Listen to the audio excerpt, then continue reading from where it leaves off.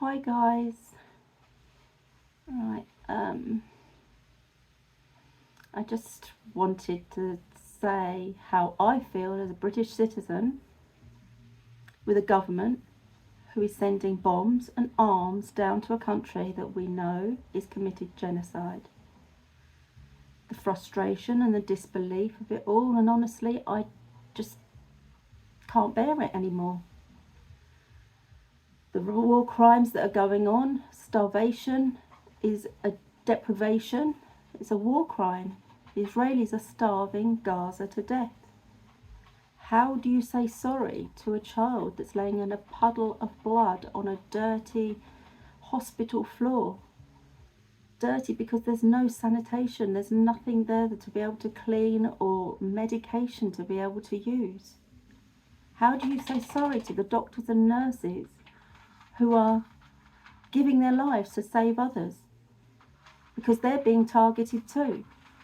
And how do you say sorry to a mother who's got her baby in her arms dying of starvation?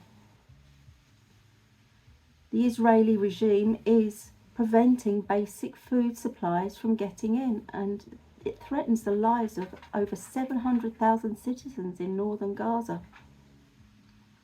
If you're fine with this, then you're a fucking monster. It is deliberate starvation of children, and there are trucks full of food meters away. Israel is blocking them, and Israel is deliberately killing these children through starvation. And there are people out there that are still quiet over it.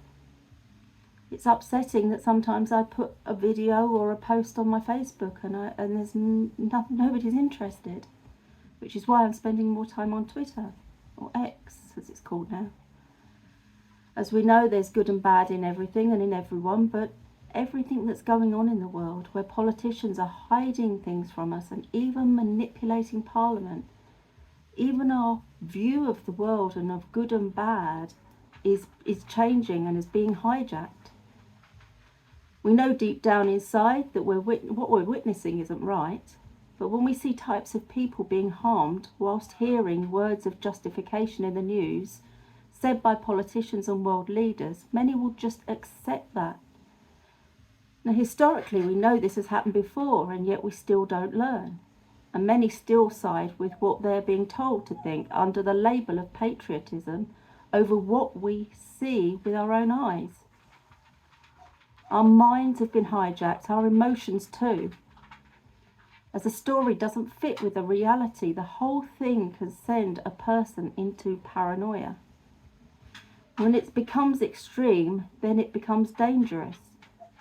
Now, I've experienced bullies online, and I've been accused and labelled to the point my name and face appeared in the national newspapers. Yet I hate nobody, and I'll give everybody a chance to show who they are until they show me that I shouldn't, and they shouldn't be trusted. Lately though, my head's gone a bit skew with, because so much emotion has been going on. The use of the labels is happening to shut people down, and many can't believe that professional people can become a part of the bullying to gain position of power, but it's been going on throughout history. People have just accepted what they're told. Now we're surely in a timeline when we understand we can all interact with each other on the internet. They use these labels against those who are in fear of losing reputations and worried about their reputation being harmed, and so they back down, and so they fall into line with the narrative, even joining the side of the bully and the oppressor. Shush! It's all been seen before, as I said, and this is setting one type of person against the other and labelling one good and the other bad, and that blurs the lines between right thinking and wrong thinking as we watch the perceived good burn our world down and other human beings into the ground and await the oh yeah moment. It's not coming.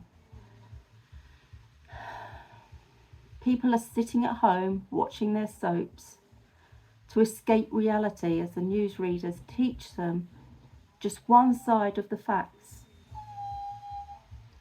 If we really want peace, we must find balance within ourselves and project that out there. With so many projecting their imbalanced minds and the stories they're being told, extreme ways of cancelling other people's culture and religion is happening, and it becomes an acceptable worldview.